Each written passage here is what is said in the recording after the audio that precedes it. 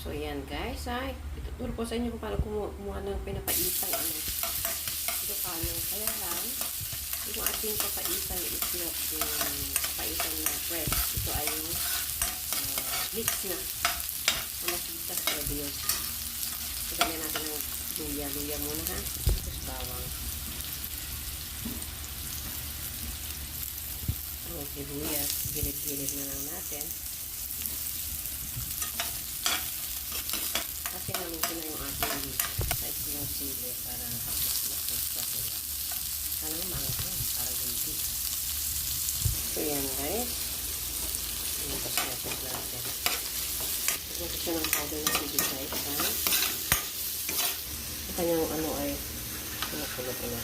Kaya tayo ng igisa nating laman. Ganon. Yung style ko.